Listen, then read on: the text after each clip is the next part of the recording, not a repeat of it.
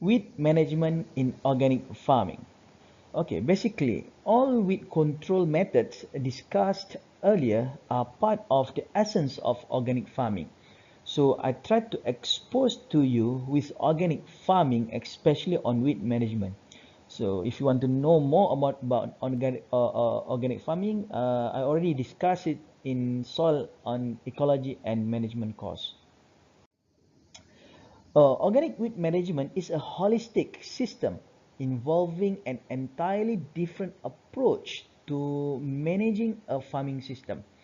The organic farmer is not interested in eliminating all weeds, but want to keep the weeds at a threshold that is both economical and manageable. A farmer who manages weeds organically must be intimately familiar with the type of weeds and their growth habits to determine which control methods to employ. In organic farming, weeds are controlled by as many as non-chemical methods as we discussed earlier. These include crop rotation, cover cropping, optimum crop and nutrient management, timely cultivation, and also mulching. Organic farmers will utilize fully on mechanical techniques such as proper tillage, hand weeding, and other mechanical or non-chemical methods. Since the invention of herbicides, farmers have used these chemicals to eradicate weeds from their fields. Using herbicides not only increase crop yields but also reduce the labor required to remove weeds. Today, some farmers have a renewed interest in organic methods of managing weeds since the widespread use of agrochemicals has resulted in perpetuated environmental and health problems. It has also been found that in some cases, herbicide use can cause some weed species to dominate fields because the weed develop resistance to herbicides. We will talk about these issues, herbicide-resistant weed, in the next video. In addition, some herbicides are capable of destroying weeds that are harmless to crops, resulting in a potential decrease in biodiversity on farms. It is important to understand that under an organic system of weed control, weeds will never be eliminated but only managed. Weed scientists have been conditioned to take pride in and seek to achieve crop fields where no weeds exist, just the crop. This may be the wrong goal. The goal of organic agriculture may have something to teach us about blindly oppositional attitude that led scientists to frantically search for immediate solution to an ever-worsening weed problem. The search often obscured the need for different approaches to weed and the needed changes in conventional farming systems. Basically, herbicide helps weed scientists to define weeds as the enemy, and only in the 1990s did this begin to change.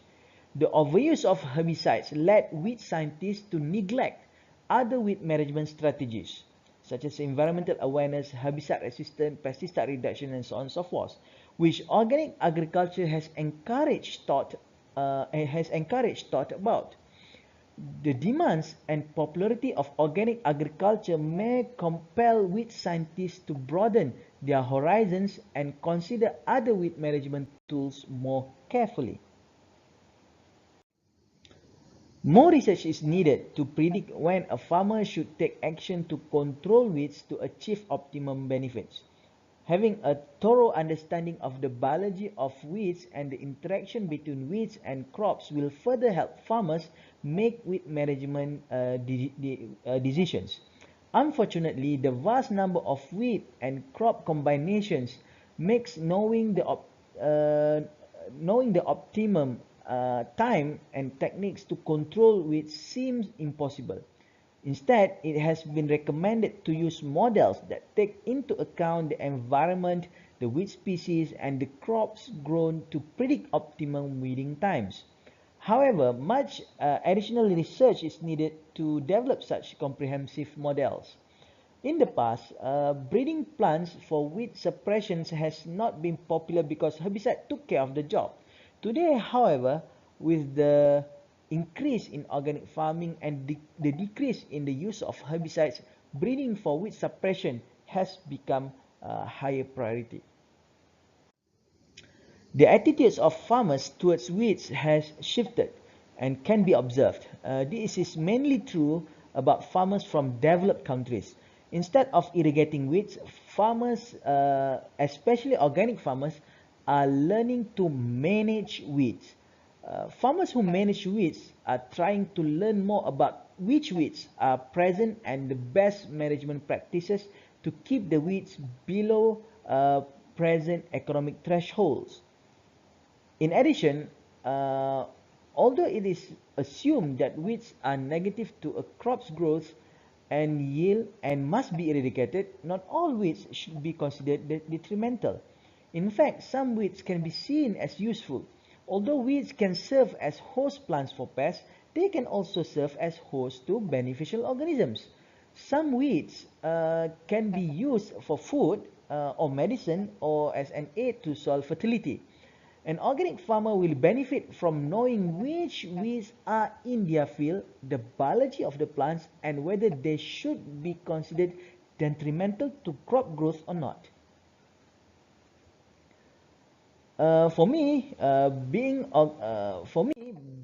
organic for the time being is still not a solution for what the world is facing now to fight hunger.